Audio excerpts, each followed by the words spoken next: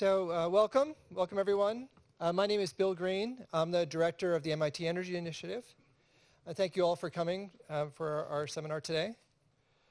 MITEI is hosting the seminar series to try to keep the MIT community informed about important work happening all over to decarbonize the world's energy system. In particular in the United States, and today we have a U.S. Congressman to talk about that.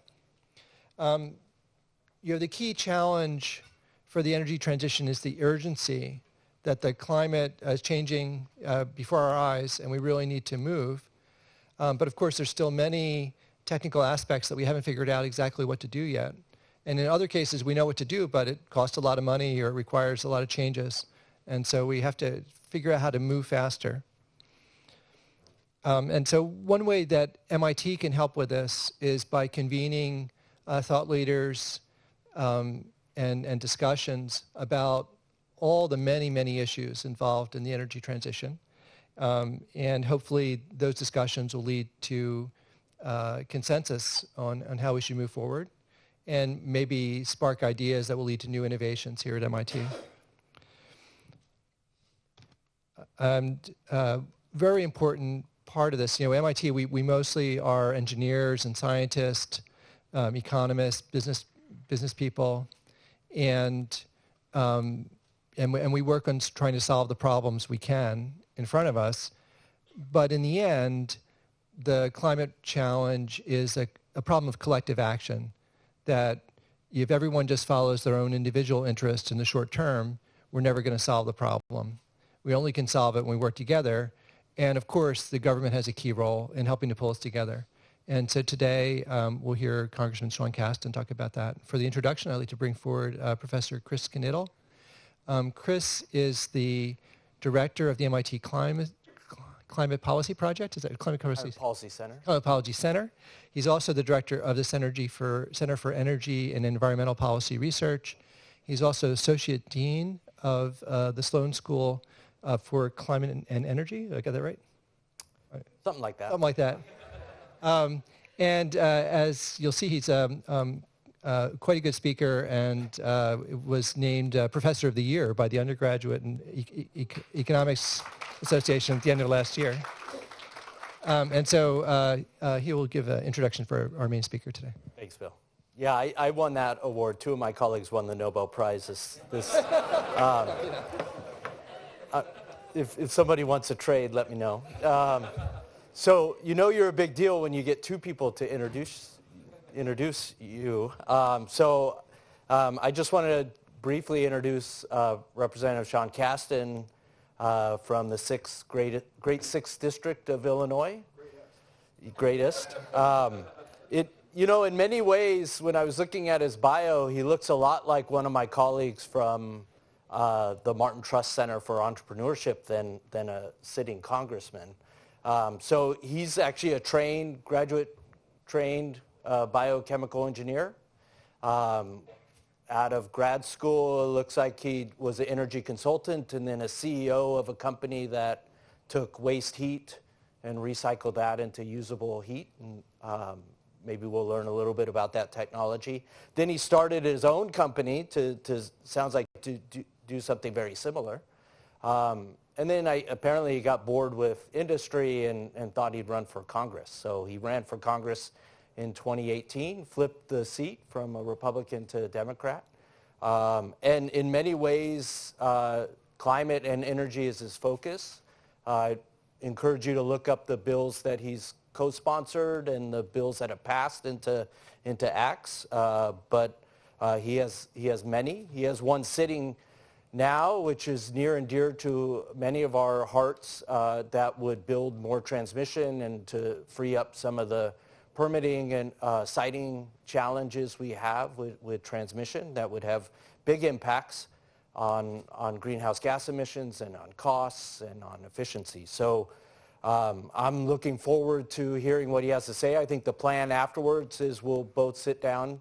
I'll ask a couple questions, and at some point you'll have the opportunity to ask questions yourself. So I also encourage you to be thinking about what those questions might be. So without further ado, Sean Casten, Thank you. See if I got that right. You want me to stand over here? Or? Yeah. Okay. You can go up there. All right. Well, thank you so much. I'm hoping we can spend most of our time on the Q&A, but I wanted to, let's not deny this is a political season. You know, all eyes are to the election. Any conversation about forward energy policy largely depends on the election. And I don't want to duck the politics, but I want to just first frame 4 sort of macro trends that regardless of what happens in this election or the next election, like the trend lines are not fundamentally changing. The first is that the United States has largely decoupled economic growth from fossil fuel consumption. We're not done, we've got a long way to go, but if you look over the last 15 years, our economy has grown by 50%, natural gas use has grown by 25%, oil use is flat, coal use is down by 50%. That is awesome. We have found ways to grow our economy without linking to fossil fuel use, and that was a long time coming. And that raises a question going forward. Are we going to leave what's in the United States in the ground, or are we going to export it? That's a political question. One of those is good for the economy and the environment. The other is good for producers, but that's a political question. But that basic trend of decarbonization, defossilization, is going to continue. Second big macro trend is the combination of electrification and renewable deployment. We didn't reduce coal use, reduce oil, flatten oil use, slow down gas use, and not provide access to electricity. We now generate more power from non-hydro renewables than we do from coal. That is amazing, but we've built a ton of it, and we've built it because the private sector largely realized that it's cheaper.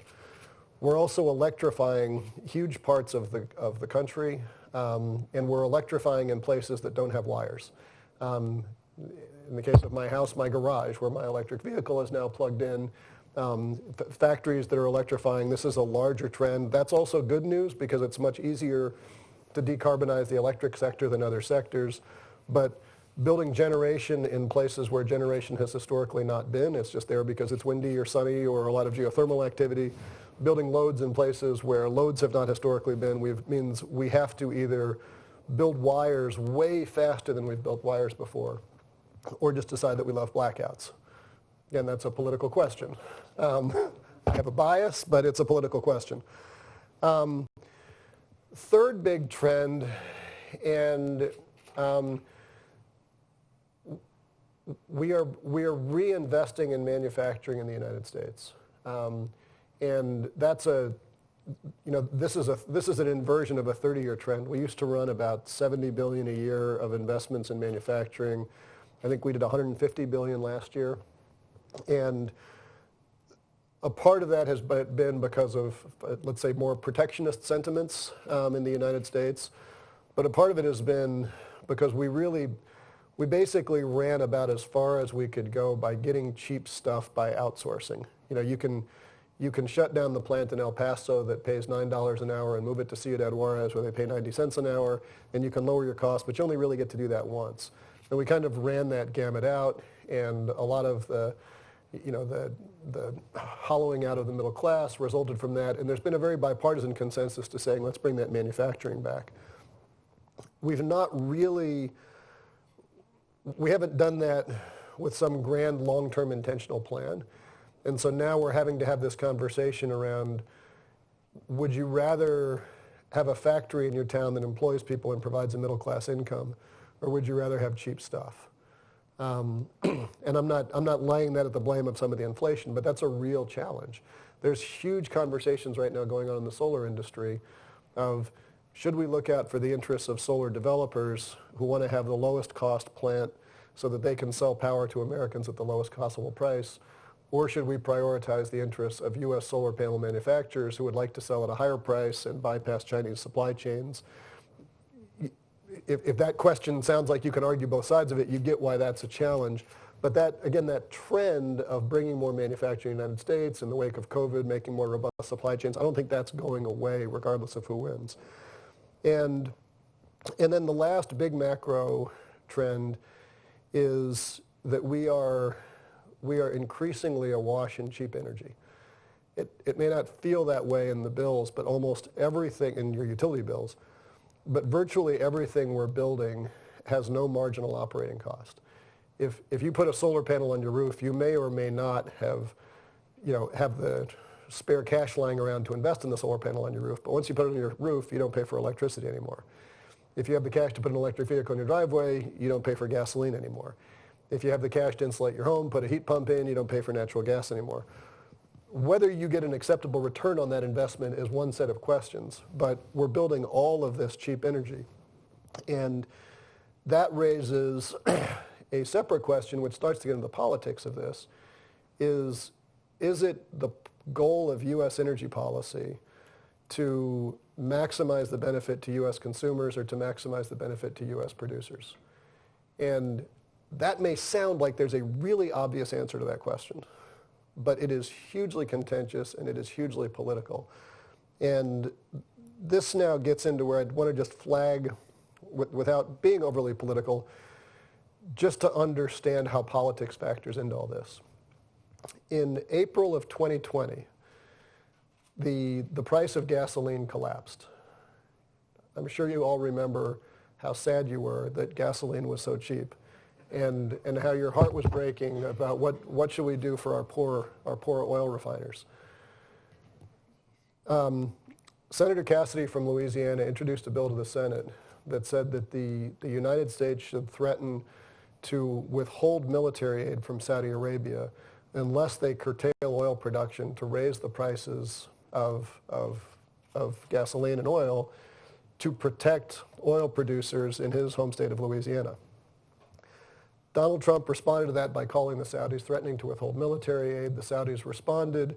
They clamped down the taps and the price of oil went up. If you go and you look up the cover of Fox Business, Bloomberg Business on April 1st, 2020, you will see people praising Donald Trump for his negotiating skills because he saved the U.S. oil industry.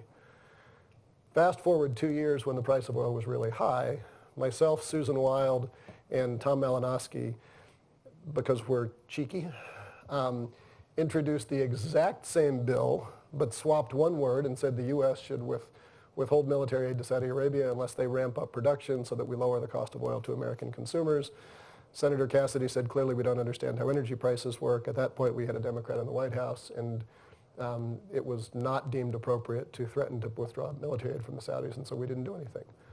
So it's hard for me not to argue that we have a bipartisan consensus to prioritize energy producers over energy consumers. I'm not happy about that. I'm just saying that that was arguably the lesson of those two moments. You can also see this in U.S. electric markets. When FERC Order 1000 was passed to try to debottleneck some of the transmission in the country, prior to that, we were building about $10 billion a year of transmission wires. Almost instantly, that doubled to $20 billion. Virtually all of the wires that were built to enhance reliability, to get power to places where there were some shortages and bottlenecks. Virtually none was to lower the price on the grid. So if you're sitting at 2 points on the grid where one spot is paying $90 a megawatt hour, another place is a wash and wind paying $30 a megawatt hour, you would think there would be an economic incentive to build that wire, except that to build that wire, you need the approval of the person sitting there at 90. There's an old saying in the power industry, which is painfully true, that asking a utility for permission to interconnect to their system is like asking a man to date his wife. It might be in the national interest, but that's not going to be the fulcrum of the conversation. And so we've got this huge challenge in our electric sector as well of what happens if you are a utility that has a return on equity you have to hit, and the utility regulator wants to make sure you stay solvent, and what you know is if the price of electricity falls because a bunch of cheap solar, a bunch of cheap wind comes onto your grid, you're not going to hit your return on equity targets, and that's going to, what do you do in that case? I'm doing my best to argue the other side of that equation, but this conversation around do we prioritize energy producers or consumers is a political question. And the reason why that's become a political question is because over the last 20 years, for unrelated reasons, we went from being a country where wherever you lived, you were no more likely to have Democratic or Republican representation. You know, Tom Daschle out in the Dakotas as a senior member of the Senate. Henry Hyde, you know, used to represent my seat in suburban Chicago. The way that our country has evolved, if you live in rural America, you are almost certainly represented by a Republican today. If you live in urban, suburban America, you're almost certainly represented by a Democrat. And the parts of our country that dig coal, drill oil, drill gas, tend to be represented by Republicans. The parts of our country that benefit from having cheap energy that they can turn into higher value goods and services tend to be represented by Democrats. And so if we were to actually embrace clean energy, which is also to embrace cheap energy, it would present a massive wealth transfer from energy producers to energy consumers, from red America to blue America, and that has become a huge political lightning rod. And I think one of the challenges that we've tried to do in the Inflation Reduction Act is to make sure that we know that we're creating more wealth than we're destroying, but how do we make sure that everybody gets a slice? You know, if we follow George Bush's advice and make the pie higher, how do we make sure that everybody gets a slice of that pie? And I think that's a political challenge we have to be sensitive to. You know, we can respect where people come from, even as it sounds crazy that that's even a debate. And the last thing I'll say on that, and then we can hop down, is to watch in really very close time what happens with the LNG pause that's underway right now. The Biden White House, the Natural Gas Act says that the Department of Energy cannot approve a natural gas export facility unless it's in the national interest. There's been this surge of LNG export capacity, and the Biden White House said that they were going to go through and review whether the additional capacity was in the national interest.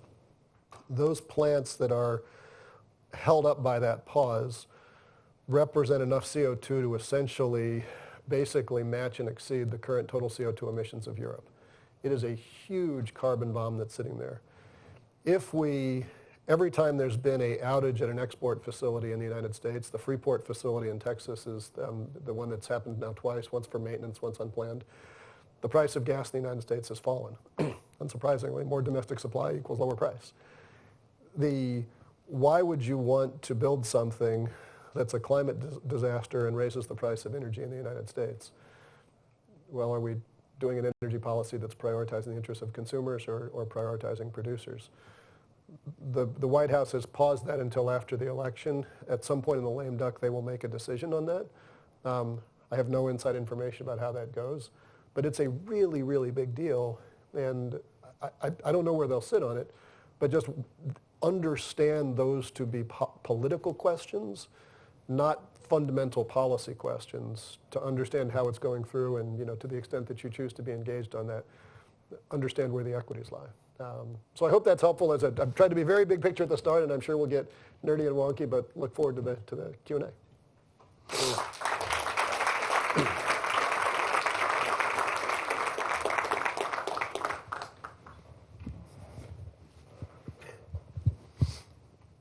That's great. And I will open it up soon. I just had a couple questions to start with.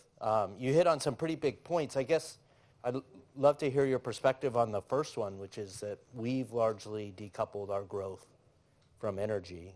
What has led to that? What are the main causes, and was it policy driven? Was it technology driven?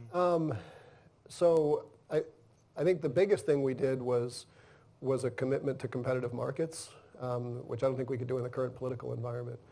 But in the 1992 Energy Policy Act, we created wholesale markets that said for the first time, we will set the price of power based on the lowest cost generator that clears the market stack. And prior to that point, it was just a cost recovery game. And almost instantaneously, the nuclear fleet went from 60% to 90% on the same asset base. A ton of people built combined cycle gas plants. 20% of the entire U.S. power grid was built in 10 years after that bill was passed. 200 gigawatts of it, just shockingly large numbers. And most of the companies that built those went bankrupt because it led to the price of power collapsing, and then they didn't make the money that they had in their pro forma. But we were left with all these assets that were built. And then when fracking happened, all of a sudden you had a ton of underutilized, high-efficiency gas turbines that could compete the dickens against the coal industry. And so the coal industry was basically dead to rights by 95. It just took them 15 years to realize it. And so you've seen the collapse. And yes, there have been a lot of state issues with, RPSs and, the huge decline in solar and wind costs have made a difference there as well in that surge of capacity. But I think that was probably the biggest single piece that drove that along. And were you living in that industry at the time? I got out of college in '93, so I was not working in the industry. Full disclosure, my dad testified before the Senate in 1976 on what became PURPA and then built the third qualifying facility in the country in Trenton, New Jersey in 1979. So I kind of grew up in this space. Okay. Little fun fact, the plant manager of that plant in Trenton, New Jersey, QF number 3, was a guy named Don Leibowitz. His son John changed his last name to Stewart and went into comedy. Oh, interesting. Yeah. That'll be our next guest. Yeah. Backing up a little bit, I guess one question I had is, you did have this industry life before Congress. So, what asset was that, or is that in D.C., having been in this industry or been in energy? I would imagine that's why you focused a lot on energy. Yeah, so, let me be philosophical for a moment. One of the best pieces of advice I got when I came to Congress was Jamie Raskin said to me, go around and ask your colleagues why they ran, because this job makes you really broad, but the reason you ran is where your depth is. And if you find out where people's depth is, then when bills come up and you want to know what you should work on, that's the area to go through. And I say that, number one, because it's great advice, but also because being the guy who has raised a couple $100 million, deployed it, fought with all the fights in the utility industry, got scars in my back from doing that, understands how energy markets work, gives me a depth that certainly other members don't have.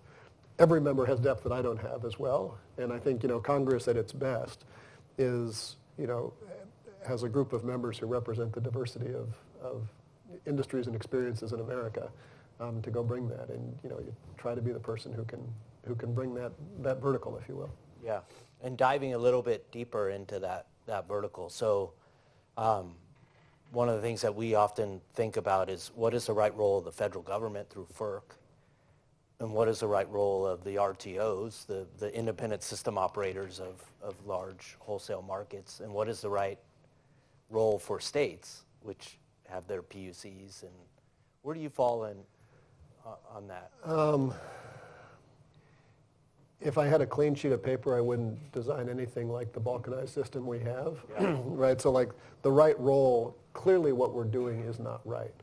The numbers are insane. We've got about 1,300 gigawatts of generation in this country.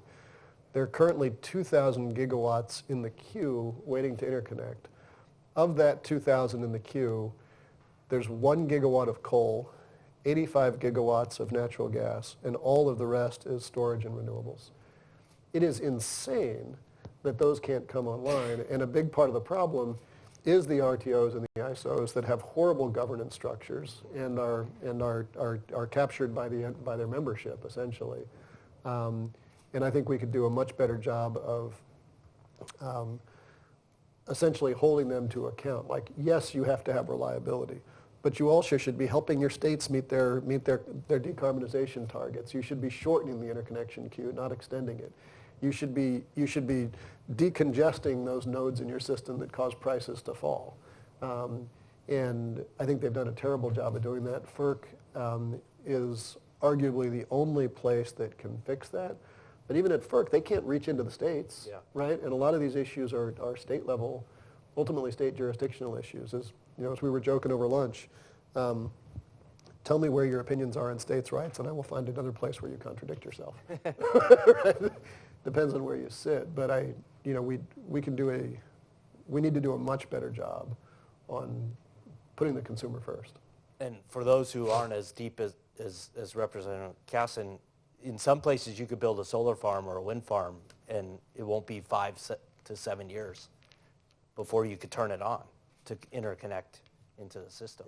Yeah. And so how do we fix that? We recently put a paper in Science that we'll send you, but on some thoughts on how to do that. Do you have, other than FERC kind of throwing more weight around, which they seem to be reluctant to do.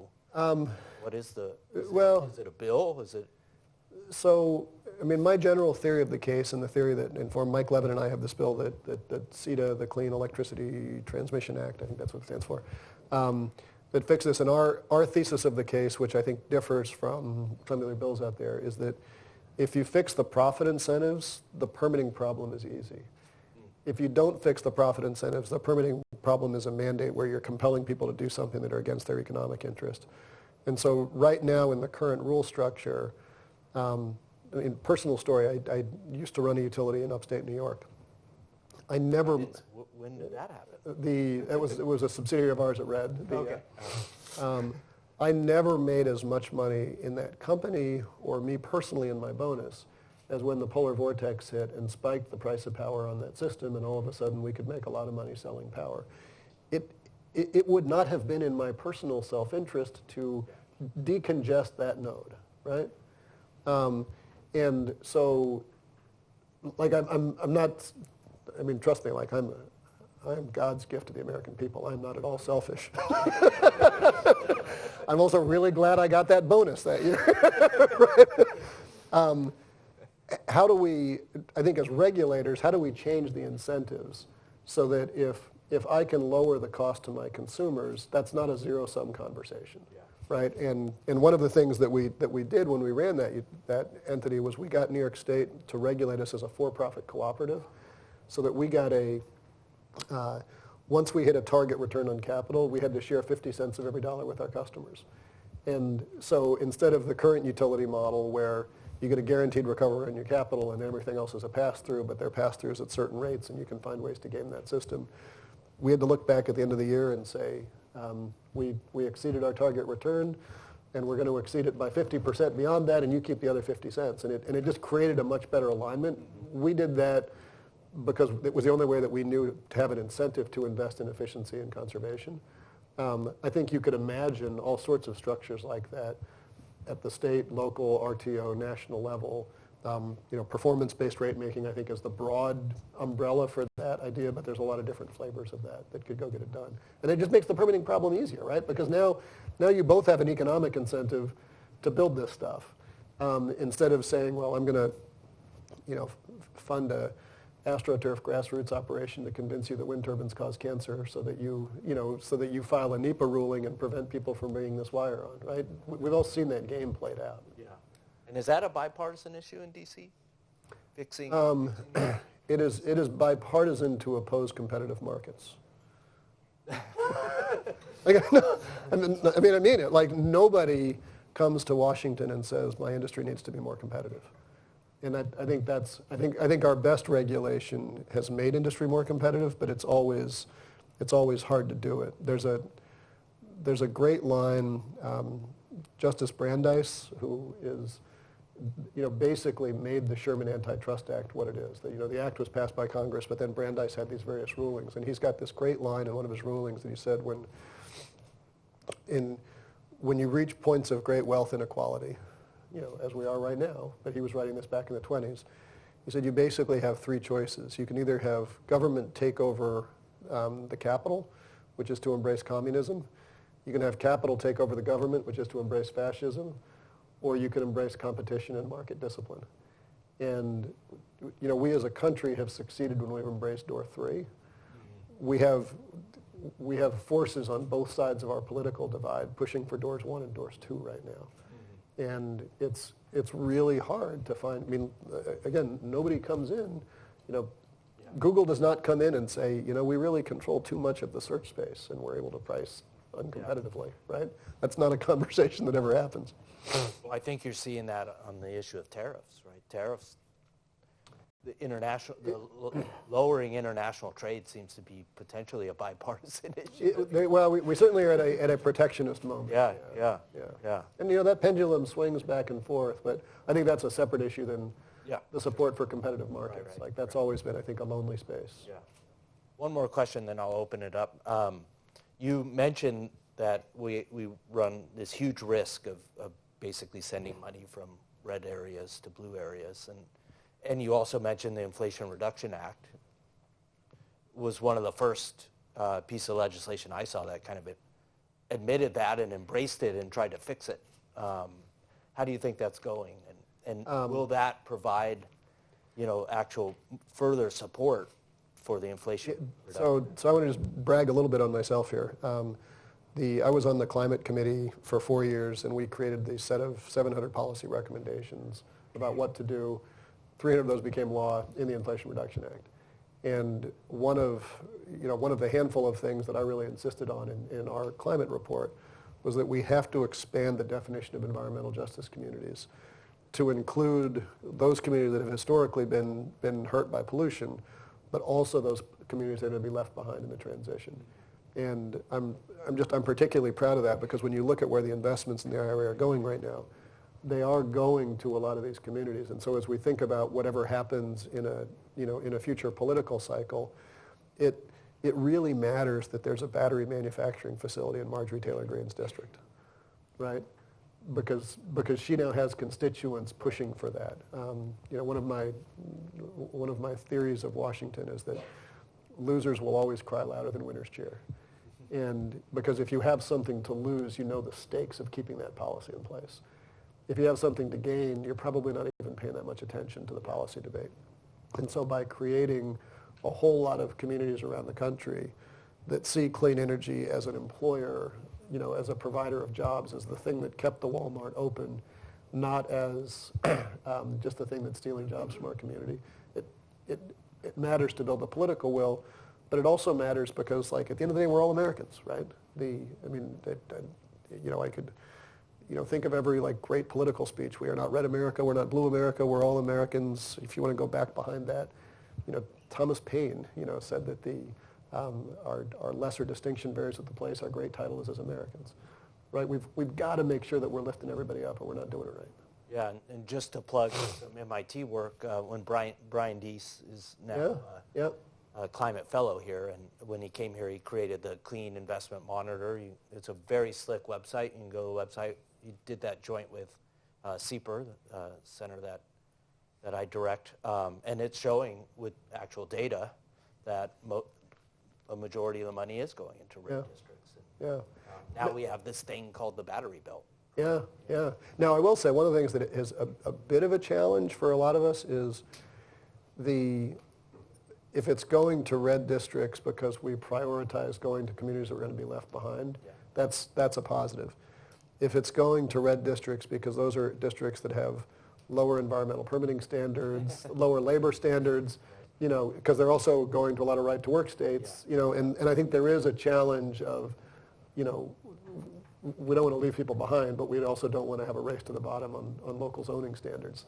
And I think we're going to have to see more data to know, how much from column A and how much from column B, but I don't think it's 100% either. Good point, yeah. Well, I'm happy to open it up for, I have more questions, but why don't we take a few hands, and you want me to call on them, or you want to call on them? The first one I saw is that lady. Hi, lady. Do we have mics, or what? I can speak loudly. Can you hear me? Yes. You can hear me. That's what matters. Okay, so 3 quick questions.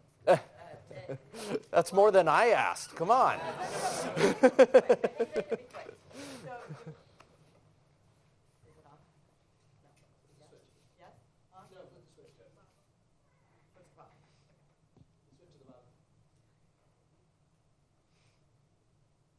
Not putting the T in. Is it on? Yes. Oh, it's on. Okay, there we go.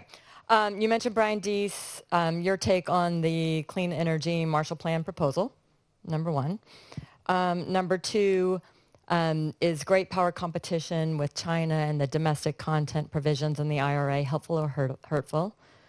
And then number 3, how do we think about hyperscalers and them opening up the dialogue with nuclear energy? So I'm not familiar with the first or the third question, so let me just take the second one. So there's sort of a protectionist moment in China. Part of, I think, the China conversation relates to what I was saying about what is U.S. industrial policy. I think in hindsight, we did a pretty good job in the IRA But I think in hindsight, we should have said, instead of saying, you get this tax credit only if you have 100% domestic content, we should have had some phase-ins. And if you look like how we did EV and solar, on the solar side, it's a stacked. On the EV side, it's an all or nothing.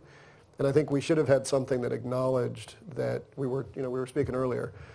How many MIT students over the last 30 years were foreign nationals, got a PhD, maybe even got a patent, applied for a visa, and we said, no, you can't get one.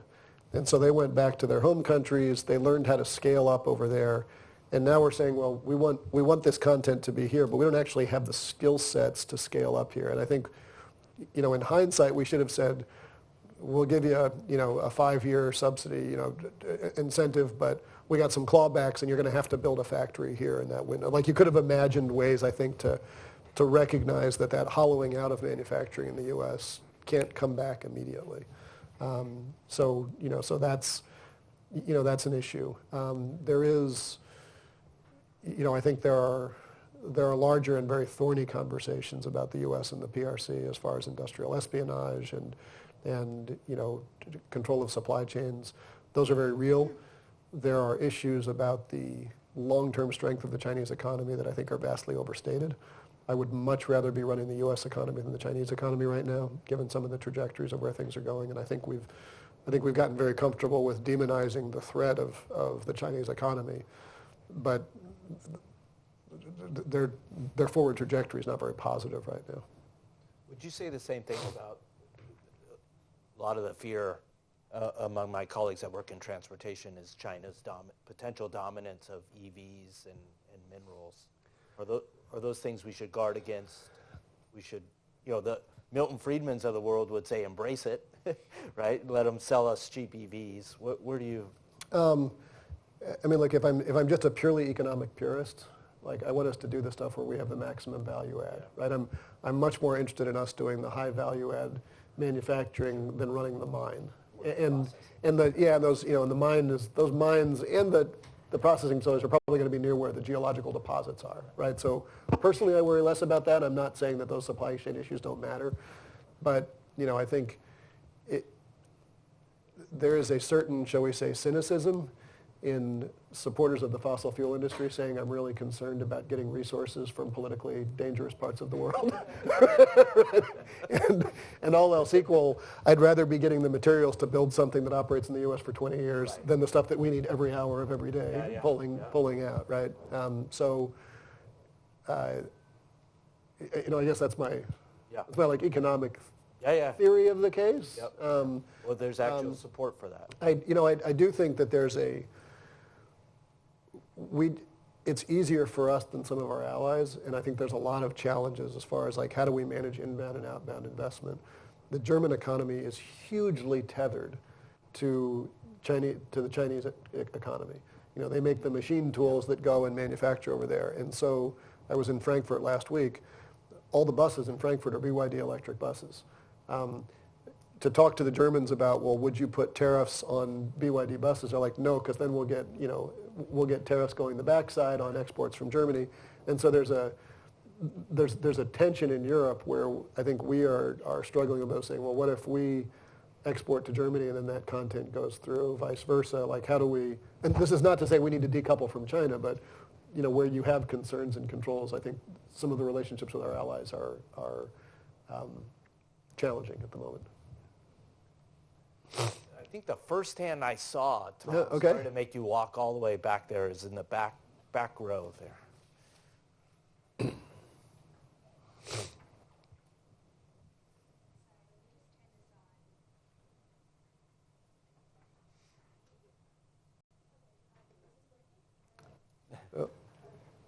We turn them on and leave them? Oh, is it okay? Yes, there we go. Awesome.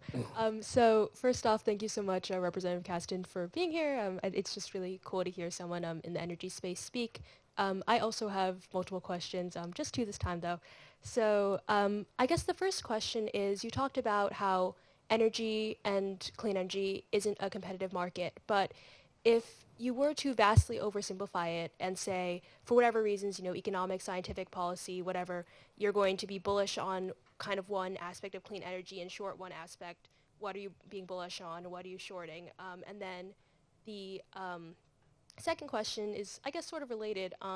So what would you advise a smart, or at least kind of like a not stupid young person to do who's interested in clean energy, either in like a policy or a science realm? Thank you so much.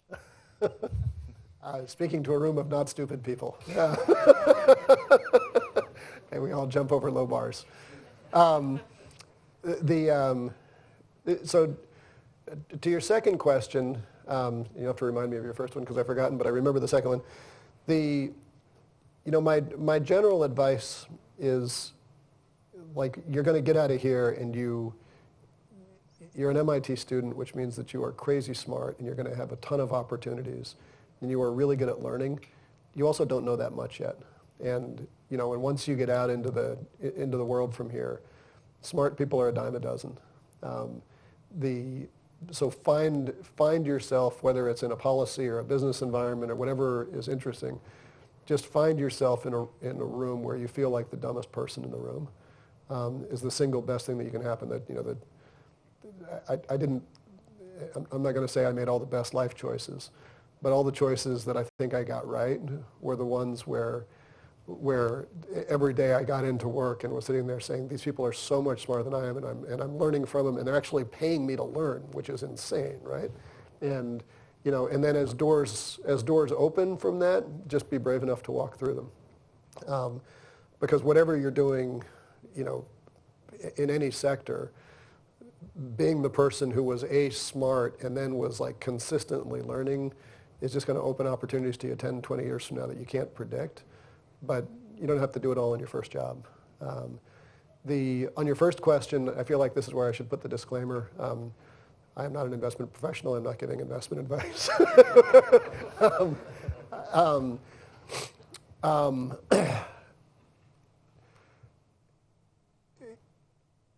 I guess I'd say that, like, broadly speaking, in the energy industry, it's very easy to predict what's going to happen. It's very hard to predict when, because it's such a capital-intensive industry, and it takes a long time to build things, and once the things are built, they run for a long time. And so you can just kind of look at the system and say, okay, what assets are hitting end of life? What assets are new? What assets are in a state of good repair? What assets are not in a state of good repair? What assets have the potential to, ramp up and provide a bunch more than they're providing right now? Which ones are currently maxed out? And I think if you just sort of take that in aggregate, the coal industry is dead. All the plants that are there are shutting down. This huge surge of renewables that's dominating the pipeline is going to be what the grid is in the future. Electric vehicles are the fastest growing vehicle segment, not because we got woke, it's because they're crazy fun to drive, right? And they have no maintenance. And so, like, everything that flows from that, I think you can make a reasonable bet that those are going to come through. Is it going to go at a predictable pace? No, there will be political backlash one way or the other. I mean, a lot of the opposition to woke investing in Washington is mostly because those old industries are getting their butt kicked in the market. If you just look at, like, forget about the market value of ExxonMobil, look at their price earnings ratio. It sits at 8 to 9 on a consistent basis. First Solar, Tesla, NextEra, those companies are running 20, 30, 40 times multiples. That's telling you that capital markets are saying, I trust company A with my money, and company B, you are in cash stripping mode, right? And so you can see where that investment's going to come, and then just start handicapping. What does it mean? Like, I was in Denmark over the summer, where they have, in this little parcel of ocean between Denmark, the Netherlands, and Germany, they got 15 gigawatts of offshore wind tenders open right now. What's the New England power grid? 25 gigawatts, I think? Like, this is a huge amount of offshore wind being built in this tiny spot. And the Danish government is saying, we don't have paths to sell that out, which means the price of power is going to collapse in Denmark. And they're trying to find a way to, can we attract steel mills or hydrogen manufacturing? Because if we don't, some crypto knucklehead's going to come in here and mine Bitcoin because it's going to be so cheap. Like, what is the future of that? I don't know how to predict that, but, like, these are real problems that are going to happen because you've got so much cheap energy coming in there. So I'm not predicting how that'll walk through, but I think dealing in a world that is awash in very cheap energy is a really interesting world. But there will be, like all transitions, some people make a bunch of money and some people will build some really cool assets and they will go bankrupt. All right, Whoa, that's a lot of hands. I'm gonna limit to one question, and I'll call. We'll go here. Is that Kurt? Yeah. Yep, Kurt. Boston Marathon, love it. Thanks. I have a question, sort of thinking about your constituents, and I ask in part because I grew up in Crystal Lake, Illinois. I would have been in your district if I hadn't moved away in 1985. It's great to see you.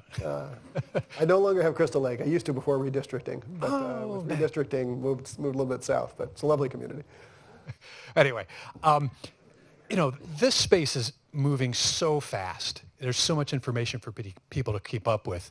And I'm wondering what perspective you might have on what sort of literacies you wish your constituents had and constituents more broadly in our representative government ought to have to just be more effective in moving this stuff forward. I want to believe that we can move in the direction of valuing what the consumers need in a more balanced way, for instance. That's a deep political philosophy question. I think it is hard to look at some of my colleagues and have a very high view of the American voter.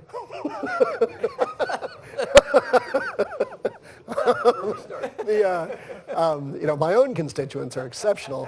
At least 53% of them in the last election. I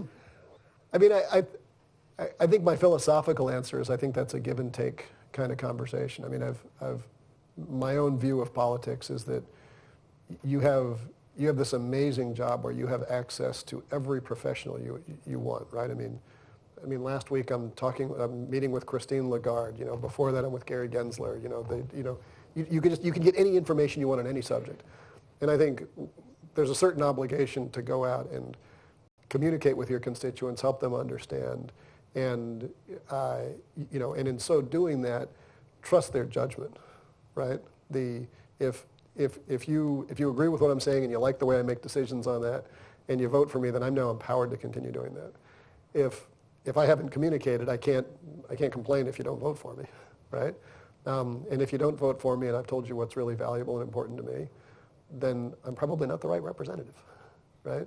But I think that takes like a two-way conversation. I'm hugely addicted to town halls, and I do them all the time.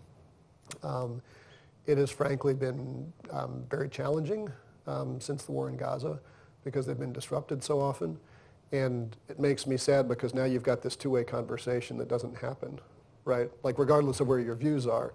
But if we can't have rooms where those conversations can happen, even if we disagree with each other, then I think democracy is weaker. So it's a very philosophical conversation, but your job is not to understand everything, but I think we should maximize the opportunities for two-way conversations. So the gentleman in the gray shirt. Hi. Thanks for a great talk today. So I came from China, and I know something that is happening back in China. So the energy storage industry in China is actually facing a problem because the electricity market in China is, let's say, close to nothing. So even if with the cheap batteries, we need to make profits, right? The sole driving force for storage installation in China is that all wind or solar farms must come with 2 or 4 hours of storage capacity. Okay. And this has been removed this year. So the energy storage industry is facing some really serious challenges recently. So I guess my question is that, do you think with the right upper level policy or market design, even if the United States are now building the energy system with, let's say, more expensive components, but with the right policy, with the right economics tools, the U.S. can still ace the energy transition? So to repeat what we'd said in our meeting beforehand, I've not seen any model of how the U.S. can decarbonize without building more transmission storage and nuclear than anybody thinks is politically possible, right? So that doesn't mean we can't do it. It just means we haven't thought of the tools yet. And I think from an energy market design perspective, I think it's an open question, and I can argue both sides of this, of should we should we design markets such that there's a sufficient price spread between on and off-peak pricing that you can justify the investment in an energy storage system, and we'll just have this all captured in the system, but at the expense of that, have somebody on a fixed income suddenly saying that they've got to turn their air conditioner off in the middle of a hot day because the price of power went so high? Or should we have something like you described in China that says we're just going to mandate that you build these systems around here, which is basically how we built out the U.S. power grid, right? We electrified rural America not by saying it is economic to provide power to the end of the line in some one-horse town in Nebraska. We did it by saying we're going to cross-subsidize across the whole system and you'll recover your costs from elsewhere. And I don't think anybody's got the exact right balance there, and it's always going to be a mix of capitalism and socialism, and sometimes we'll get it right, sometimes we'll get it wrong, sometimes we'll create massive arbitrage opportunities across the spread. But I don't think it's a question of can we. We don't have a choice. We have to, right? To say that like we're not going to decarbonize because we haven't invented the right economic model is to give up, and I'm not willing to do that. Oh my gosh, we only have time for one more, but I'm going to make Tom mad, and I'm going to take two more. So we'll do the gray sweater there, and then Ancha. Did you have a question? Gray sweater first. Yeah. Hello, gray sweater. Yeah. Thank you. My question was about the higher prices in the PJM grid, and like we talked a lot about how energy is becoming cheaper, but there's like this big spike there, and how do we understand what's going on there? Should we expect that elsewhere in like the short term?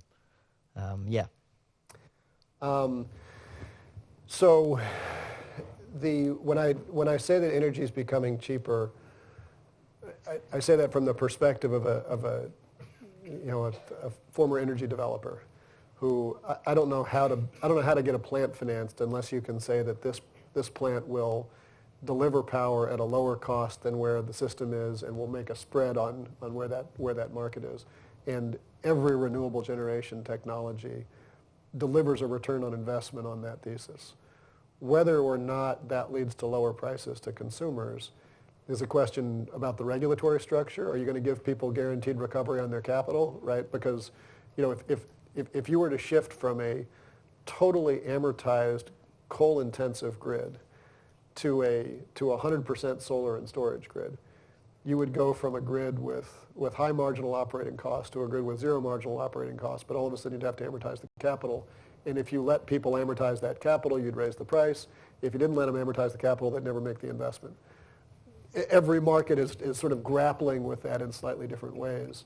And without speaking to PJM versus any other grid, it does get into this tension. This is what I said about like, are we prioritizing consumers or investors? Because PJM, like every RTO, has done a really bad job of bringing power to those nodes where the price is high, to bring it down. We've been going back and forth now for 3 years on this Sioux Green line because Iowa is awash in excess wind power. Chicago has high price power. The wind in Iowa would love to sell. They've got a HVDC line that wants to run through. And a lot of people within PJM are not really keen to have a bunch of cheap power coming into the grid. I'm sympathetic to it, right? Because if you brought it in, then you're going to say, well, then why would somebody build? And it's the challenge of clean energy is it eats its investment thesis, right? That's a really good problem to have, but it's a problem, especially in a world that has rewarded utilities for deploying capital, but has not necessarily rewarded them for lowering the cost of power. And that's a fixable problem. The RTOs and ISOs have some ability to fix the problem. The state utilities regulators have some ability. FERC has some ability. No one is king. If there's a way to run for that job, I will take it. But it's very balkanized. Thanks for giving me the last question. I want to come back to what you said initially about the decoupling between the growth of the economy and the carbon emissions. And I'm wondering if part of that picture is also the fact that we've exported carbon-intensive manufacturing to other countries, and if we bring manufacturing back to the US, will that reverse the trend, at least in the short term and to a certain degree? There's certainly, I think, and I've not parsed the numbers, certainly there are some things that we don't make as much in the US anymore that used to be made in the US that are carbon intensive. But I think if you look at broad, total energy use in the United States has not slowed. We've just shifted to lower carbon ways to generate that energy, right? It is unambiguously true that the nuclear fleet is generating a lot more nuclear power per megawatt of installed capacity than it used to. It's unambiguously true that we're generating a ton of renewable power that we didn't used to generate. And so, a lot of that, is a legitimate shift. There is an export problem that I think we have to be really sensitive to, which is that much as I love Norway, I don't think we want to become Norway, where we have a zero carbon economy that's subsidized by exporting a ton of fossil fuel to other people. I've had some somewhat heated conversations with some of our executive branch partners that when we say the United States is decarbonizing and that U.S. contractors should report on their Scope 3 emissions, the U.S. government is not reporting on our own Scope 3 emissions right? As we ramp up those exports overseas. So I do think we need to be, the numbers that I talked about our economy decarbonizing, I was talking about energy consumption, not energy production, because in that same period, while coal use is oil use is flat, oil production is growing. Natural gas use is growing at 25%. Natural gas exports are up by 500%, right? And so there's a huge pressure for us to export our carbon emissions elsewhere. And some of the conversations that I've been having, we'll see how successfully with some of our executive branch colleagues, is if you invented the cell phone, should you export cell technology to the rest of the world, or should you export your rotary phone technology? If we've figured out how to grow our economy without growing fossil fuel use, should we export the technologies that have allowed us to do that? Or should we send them LNG tankers? Right? And I think one of the missed opportunities we had after Russia invaded Ukraine, like hugely important that we had the ability to send LNG to Europe to get them off Russian gas. Number one, we didn't sell it to them at cost, right? We sold it to them because you could make a lot more money selling that to a Rotterdam hub than a Henry hub, and we made money on the spread, and that brought a bunch of money back. Number two, why didn't we do a Defense Production Act for heat pumps? Ramp up, help get as much efficiency in there as possible. And, looking backwards, that makes me sad. Looking forward, that's an amazing opportunity, right? And I think maybe that's like my uplifting end here of like, we have this opportunity to have our cake and eat it too, to massively decarbonize and grow our economy if we make the right choices in these next very few years. That's sort of the decisive turning point. So that's on you all. Perfect time to stop. That was definitely the last word. I want to thank Congressman Casten. I want to thank Professor Knittel. I want to thank all of you for coming. We have a reception downstairs. I hope you come down, and maybe Professor Casten, his voice last, so I'll be happy to talk a little bit more. I also wanted to just advertise two more events. Tomorrow in this room at 5 p.m., we have a discussion, the role of fusion in a decarbonized energy system.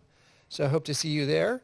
And then on Monday in 32123, we have the movie Switch On, which is a documentary about energy access in developing countries, followed by a discussion with Scott Tinker, the founder of the Switch Energy Alliance, and Rob Stoner, the founding director of the MIT Tata Center for Technology and Design. So now, please join me in thanking Professor Congressman Casten again.